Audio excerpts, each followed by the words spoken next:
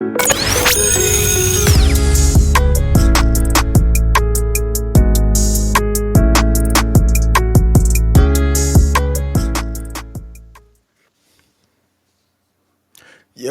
welcome to a brand new episode of Society and Pop Culture 101.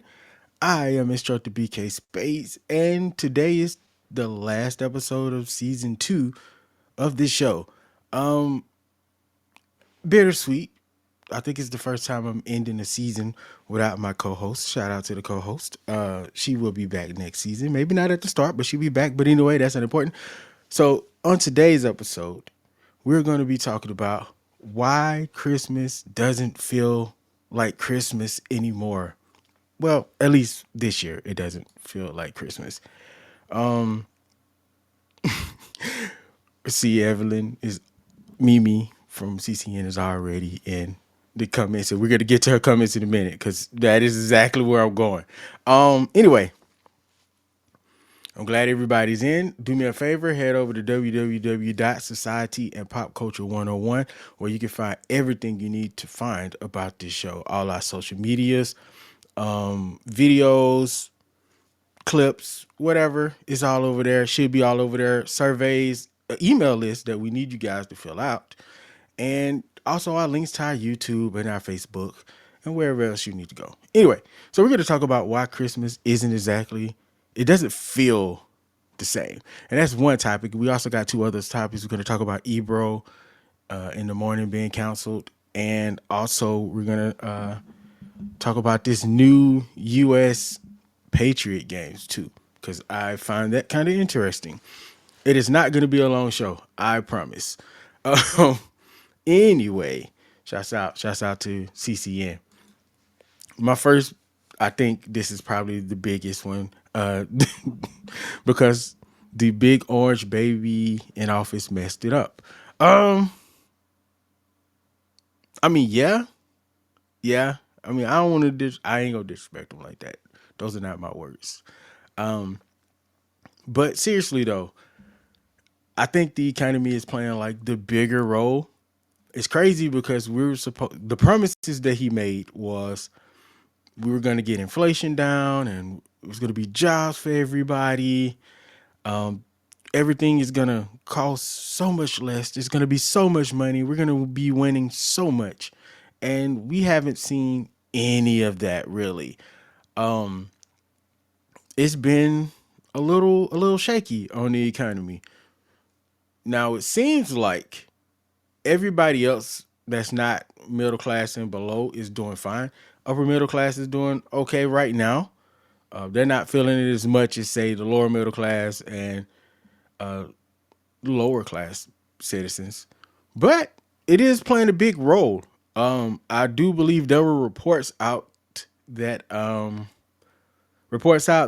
video game hardware sales have been really low, to like the point where you have to go all the way back to when they started tracking this stuff in like 1996, which is crazy. So no one was buying PlayStation or Xbox or Nintendo Switch 2 over the Black Friday, which is a huge thing. Now, will there be a rebound after Christmas, after everybody gets their gift cards and all the money from their aunties and uncles and cousins? Shout out to all the aunties and uncles that send money. You are loved. We need you in this economy. So let's see if any of that plays a bigger role afterwards, because I feel like we might be in for real doom, economy wise, if no one goes shopping after the holiday is over, especially since that's a really, really big day other than Black Friday. Another reason it doesn't feel like that, speaking of Black Friday, is those Black Friday deals ain't been looking like Black Friday deals. They ain't been looking like Black Friday deals for a long time. And this year, it all looks fake. Like nothing feels like an actual deal. I mean, at one point they were marking down items and saying they were one thing and then saying it was half the price, but it was really just the same price it was the whole year. I probably didn't explain that well. Let me retrack and say that again. Okay, so you have a buying price, right? When you go to Black Friday, they said this TV is $199, but the original price of said TV is $399. Whole time, if you usually not checking for TVs during the year if you're not planning to buy one, but Black Friday everybody is, so you don't pay attention throughout the year that the TV was $199 the entire time. So yeah, it's stuff like that.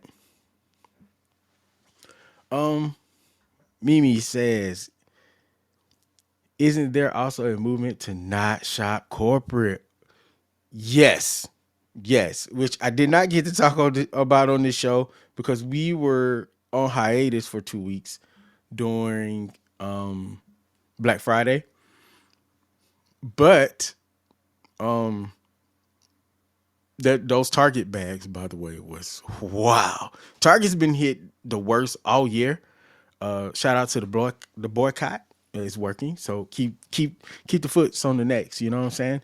Um but yeah. Corporations have been taking a hit this year. Again, Target's probably like the major one, and now they can't give out proper gift bags because those gift bags was abysmal. Abysmal. I don't know what you could do to fix that in this economy. I don't even know what Target could do to even fix whatever it is. Well, I know what they broke. They broke their stance with the black community, and the reason Target is being hit as hard as they're being hit is because of the promises that they made to the black community and minority community, anybody that was affected by DEI.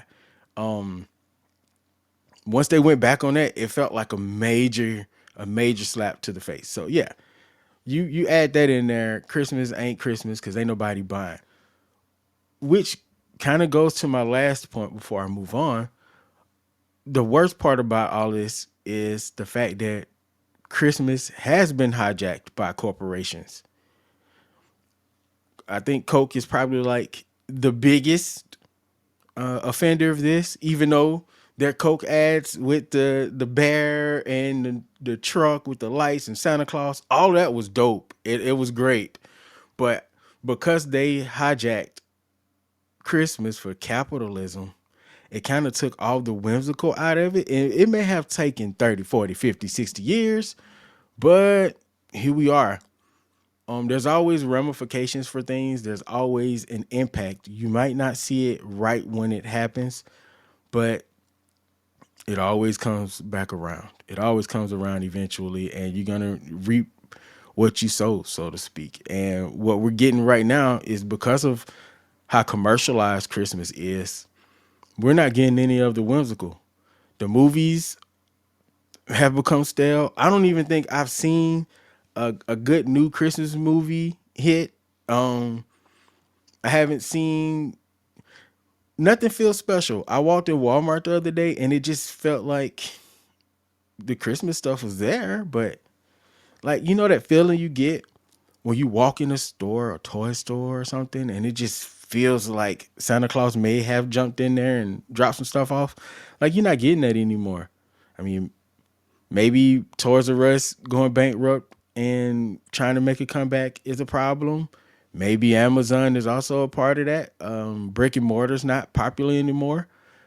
But and if you haven't noticed, everything I've said has been about consumerism. Once again, it's all intertwined to consumerism. So we got to talk solutions. How do we get back to that feeling of love and joy and peace that we used to have? Like when you were a kid, you were excited about Christmas the entire time. Like I got decorations up. My family, we decorated, but man, we just got those things up like 2 2 3 days ago. Like we didn't even care about getting them up earlier. Like, and we're still not done. And I don't even know if I'm gonna even go back and finish. Like in my mind, I'm like, good enough. Because I don't feel the love anymore. I don't feel that magic that we used to have for Christmas. Uh, if you're in the student section, Give me an idea. What do you think we could do to get Christmas back to where it used to be? Like, is the a talking point that is pretty popular is we've erased Jesus from Christmas. Do you think that's a cause of it not being as fun as it used to be?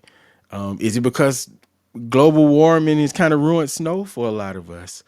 Um, like, what is the reason? Is it because you don't get any toys anymore because you're too old? When was the last time you brought a candy cane? Did you buy an ugly Christmas sweater? Hmm? So are we also the problem of why Christmas isn't fun? Are we too dependent on the movie industry or the book industry or whatever industries that's usually selling us stuff? Are we too dependent on them to make Christmas what Christmas used to be for us? Did you put up lights? Did you find lights to put up? Is it the type of lights? I mean, I've heard people say that they don't like the newer lights. They miss those old, what is it? I forgot, candescent bulbs, the old, really terrible ones, the little fat, chunky ones. They miss those versus the LED lights. So is that an issue? Like, what makes Christmas so special, and what are we missing from it now that we can't get that magic back? I haven't even seen Polar Express this year, y'all. That's a little like the schools and stuff usually do something like Polar Express wise. Like I haven't seen it. No one's doing like big movies. I know my city last week had like a snow walk and with some lights up. And I know there are also places, hub places in other cities too. But even those are not attracting the people like they used to. I don't know. Maybe we're not picking up on the old traditions and the people that were doing those traditions for us are all gone, or either they passed away and moved on, or they just don't have the strength to do them anymore. So it's up to us to pick up those traditions and make it better. Maybe it is time to modernize it, mix some old school traditions and make some new ones. You know, I I look at that like with the family. You know, when you say, "Oh man, we don't get together anymore." I remember when Pop and Grandma got us all together. Grandma and Pop old now, so they can't get us all together. So it's up to us to get us together. So maybe we're in that same issue right now with Christmas. The old heads are gone or too old or they just can't do it anymore. And it's up to us to pick up the traditions and fix Christmas for ourselves. That's just something to think about. Like, I want you to really think about what did you do this year to make Christmas special? And who are you waiting on to make it special for you? Anyway, I'm going to end that right there because we do have other things to talk about before I end this show. Some drama was going on online because depending on what part of the age group you are with the hip hop world, you had an opinion about Hot 97 dropping Ebro in the morning. So I've been on TikTok and I've seen the dissertations about this. I see a few people celebrating on Twitter, like your Drakes, and a few other people that were like the younger generation is mad at the old head generation because let me reframe that. The younger generation is mad at Ebro because of how he treated not Yachty. What is the other dude name? Hey Nessa, thanks for popping through. Like, good to see you. Good to see you. It's the one that put the diamond in his head. I know my age is showing right now, but you guys, I don't listen to him like that. I know a few younger rappers, but this one is escaping me right now. But anyway, if you guys know who I'm talking about, he had the diamond in his head, little skinny, dark skinned cat. Anyway, so they were upset when he was treating him and a few of the other younger rappers from that generation, right around the mumble rap era when that started. So all the younger people, all the younger talking heads and podcasters are upset at Ebro because they feel like they were disrespected and not given the respect that they should have gotten. You guys, sorry for messing with this hat. It's not my hat, but I wanted to be festive. Because some people in my hood think that I don't like Christmas. It's partially true. I don't want to explain it right now. Anyway, Nessa said, why did he have a diamond on his forehead? I don't know. Steven Universe was hot, and the gems had diamonds and whatever gem that represented in their head. Like Garnett was like really popular. Shout out to Estelle. Beautiful voice. I love that lady. But yeah, so he had the diamond in his head. That's unimportant. But any antics these young mumble rappers had, Ebro had an issue with them, and he expressed that a lot, especially when it was on the show. If you couldn't freestyle, they were like, "Hey, you played yourself, bro." So anyway, now that he's finally, I don't want to say axed. That sounds so disrespectful for someone who put on for the culture as long as he did. Because what was that? They were on Hot 97, what, 20, 30 years? Nessa, we're going to talk about that coming in a minute. But yeah, so I did watch his first show. And again, the younger talking heads was like, this show was terrible. His first show outside of the Hot 97 with all the little resources they were using in the first place. But, you know, them in their home offices and all that good stuff. And it wasn't that bad. Like, they made it seem like the audio was atrocious and that, to be fair, they don't have the sound effects game going. But, you know, it was an okay show. And on that show, it's called Ebro, Styles, and Rosenberg show. It's a podcast.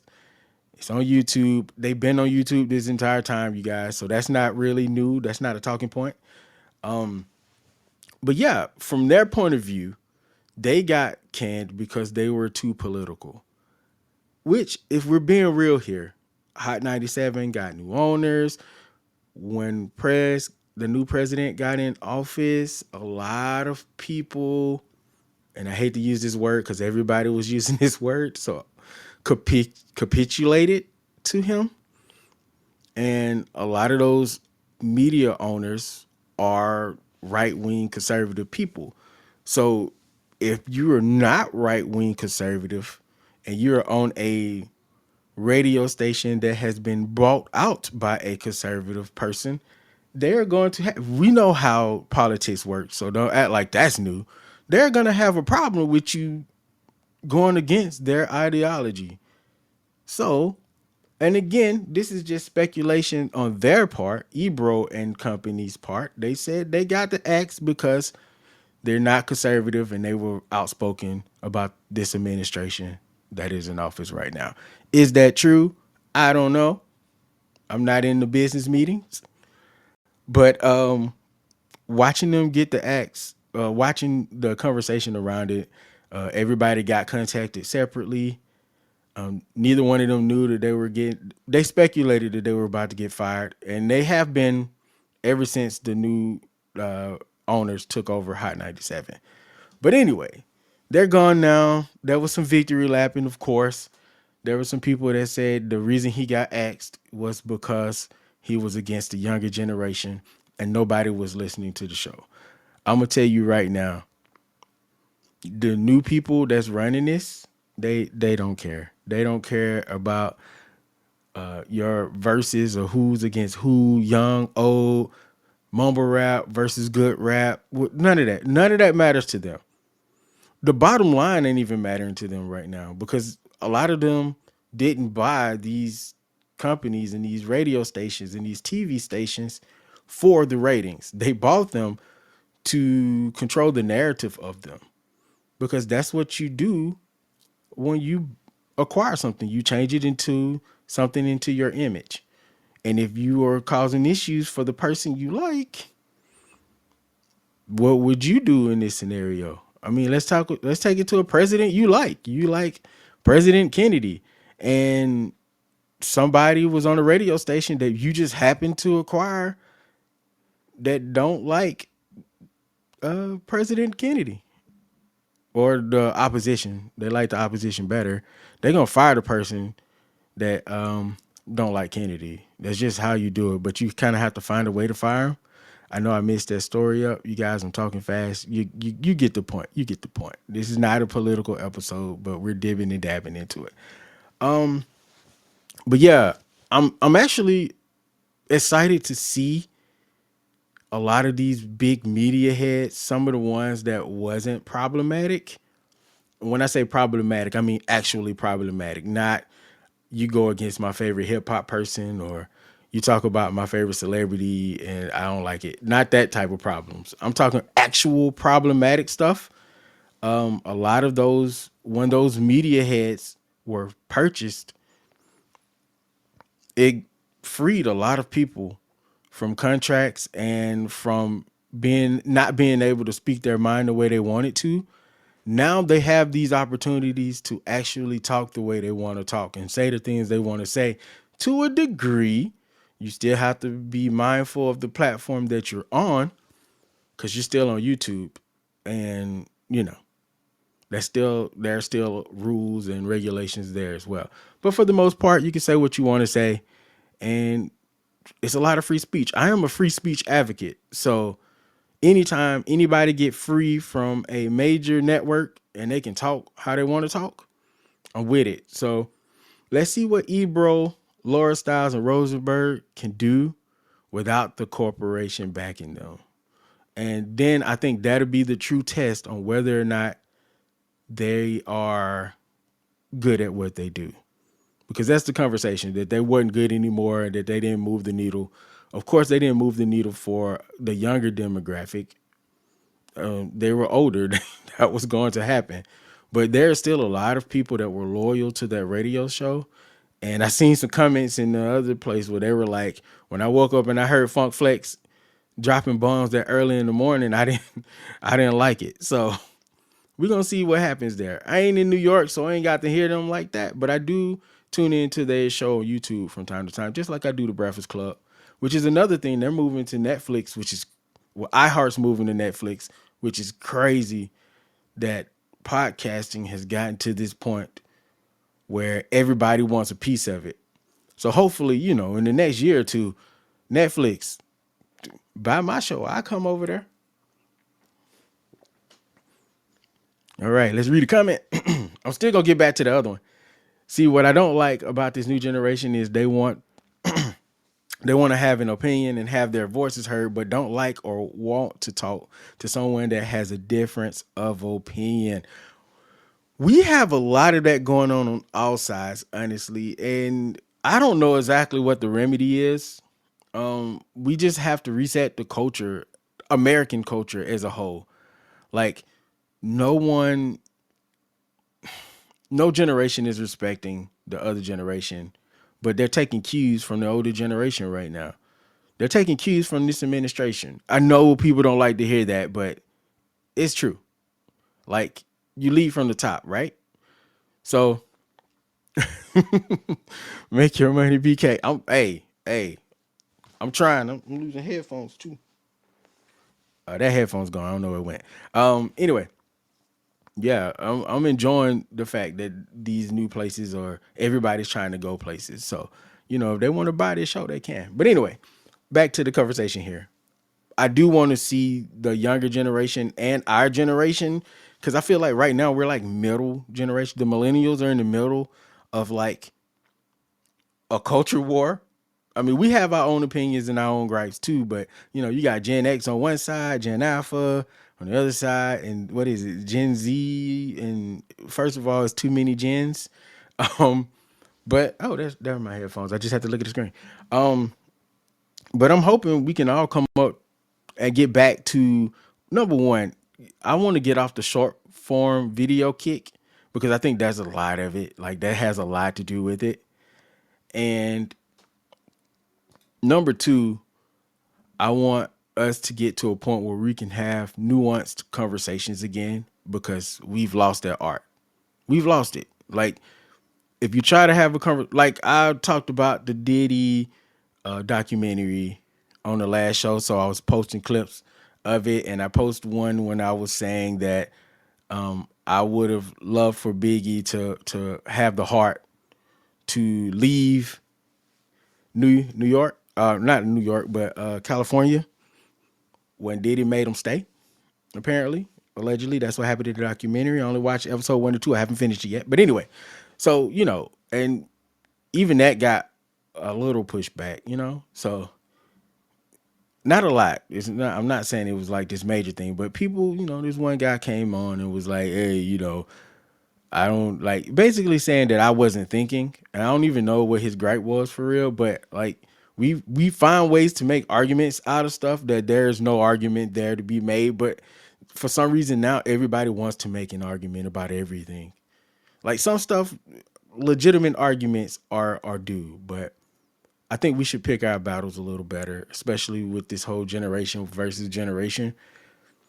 There's no reason we should be arguing about anything Nicki Minaj at this point. Like, cause she's an established person. She gonna be what she gonna be. Nothing any of us say is gonna change that. You know what I'm saying? Like, it's a waste of energy. It's a waste of energy. All right, I got two more subjects to talk about before I get off. So we're gonna try to get through these pretty fast. I don't want to talk about nothing like tragic. So what we're going to talk about right now is we're going to talk about the United States is hosting. I was about to call it Hunger Games, but that's not what they're doing. They are hosting Patriot Games. These Patriot Games are it's going to be one girl, one boy from every state. This is from our President Trump. One girl, one boy from every state. They're gonna go to the Capitol. They're gonna compete for four days, and then whatever the system is, whatever they're competing with, whatever sports, you're gonna have one boy winner, one girl winner. Neither neither one of them will be competing against each other. They will be sounds like they will be competing in their own divisions. Girls on this side, boys on this side. There's nothing wrong. That's not the comment I meant to hit. I'm gonna come back to that one too. Not the Hunger Games. Yes, Nessa. We are moving into the Hunger Games territory. There's another movie franchise that I'm afraid we're gonna move into, but I don't want to say it out loud because I don't want to jinx it. I don't want to add to anything, so I won't say. But this whole Hunger Games situation, I don't know, you guys. It sounds like I feel like we lost the plot somewhere. Like, what are we doing? I mean, this all started with groceries being too high, jobs being non-existent. Now we're doing Hunger Games and building extravagant ballrooms, you guys. Like, and I don't like to speak on stuff because a lot of times we don't have all the information, so you kind of have to wait for things. That ballroom thing, what I just figured out from shout out to Midas Touch, man. They be doing the Lord's work over there. Um, but yeah, like we just find out that the ballroom, it was never about the ballroom. Go to Midas Touch, figure out what it's about. I don't want to talk about it over here because they be coming out to people and they ain't big enough to fight nobody.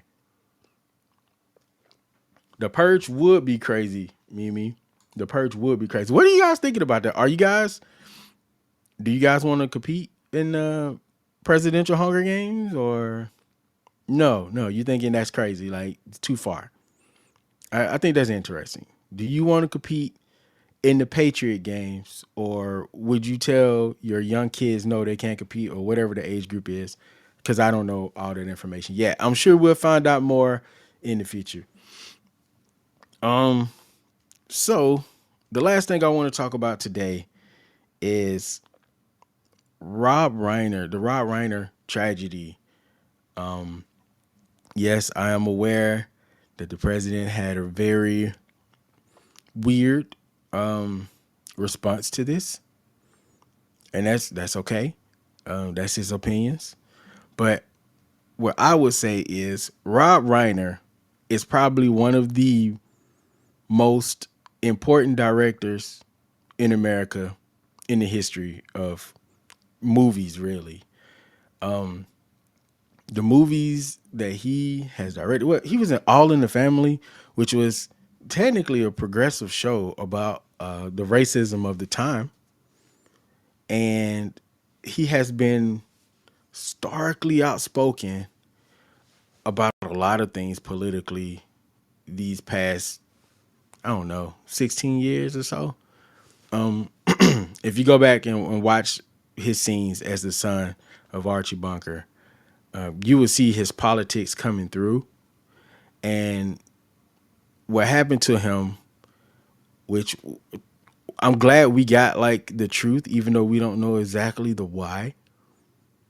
It's sad, it's tragic, and because it was his own son who came into their room. I think he came into their room. I might be adding that detail. Let's not say that. Point is, he came in and violently had a knife, and he unalived his mom and his dad. So he unalived Rob and his wife at the same time, which is extremely, extremely sad. And my heart goes out to the family. It sounds like the son was having, he was either addicted to drugs or he was having he has mental issues of some kind. All of that, at least I haven't seen anything. I didn't really get to look back into it because I was running a little late today. It's almost Christmas time, you guys, and I have not done what I needed to do to secure the rest of the Christmas gifts. So I'm trying to get through this so I can go.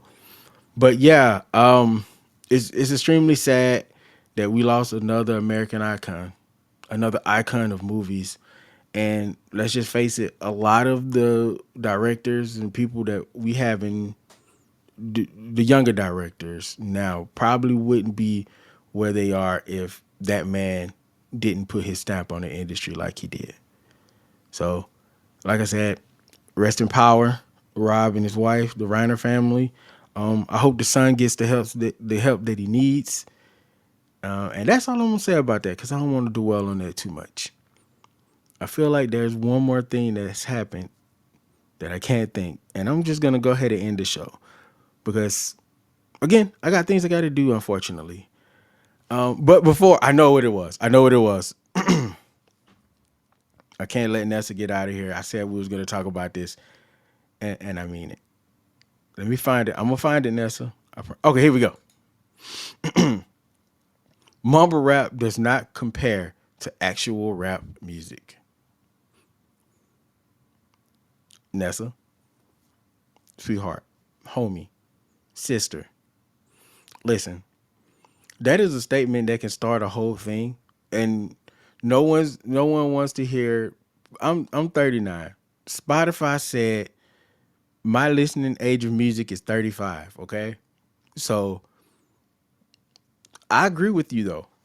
I agree. Mumble rap was not real rap. I listened. I gave it several shots. I wanted it to be great because I want anybody to succeed in life or whatever it is they're doing. But that just wasn't it. And that's okay. That just wasn't the wave that, it wasn't a sustainable wave. That makes sense. It was okay. It just wasn't sustainable. Okay, it wasn't okay. I lied. It wasn't good to me, you guys. It just wasn't good. One more comment. There's nothing wrong with disagreeing. Having a difference of opinion makes life interesting, but fighting about things is too much. I agree. I used to be one of those people that would drop in in a group on Facebook or X or whatever, and I would argue to like my face is blue because I was actually enjoying it. Like it wasn't like a hate thing for me. It wasn't like I was mad or anything. I just enjoyed having an opinion and arguing with people. But if there's one thing that gets on my nerves in the argument, it's running the same circle over and over again in the conversation, or you not understanding my part of the or what I'm saying to you in this argument. And I will end the argument if we were going in circles so fast. I'd be like, all right, listen, you're not listening to me, so we got to end this argument. So yeah, I think differences of opinion is what makes the world beautiful. Like if we were all the same, if we all thought the same, this place would be pretty boring. Anyway, I got to end the show, man. Thanks everybody for coming through, watching the show. Thanks for everybody that dropped through the comment section. I'm sorry, the student section, having me drive this conversation. Unfortunately, this is the end of the season. I had to go home, go ahead and end that, boy. We're gonna be gone to January. We're gonna be posting clips. If I get a chance to do like a small thing here and there, I might, but probably not. Not sure yet. But thank you guys for coming through. Make sure you do us a favor. You like, share, and subscribe. Share this live with somebody. Go to our website, www.societyandpopculture101.com, where you can find every link to finding wherever you want us to be or wherever you want to listen. If you want to listen on Spotify, Apple, if you want to watch on YouTube, if you want to watch on Facebook, it's all there for you. Shouts out to the CCN family.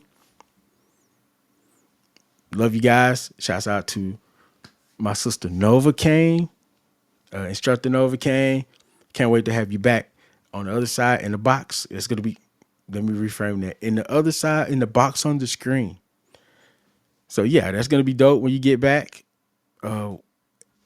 Mimi says, I don't know, if there were a bunch of me's, I think I'd be okay with that. This is why I can't never end the show correctly, man, because y'all be coming up with good comments every time.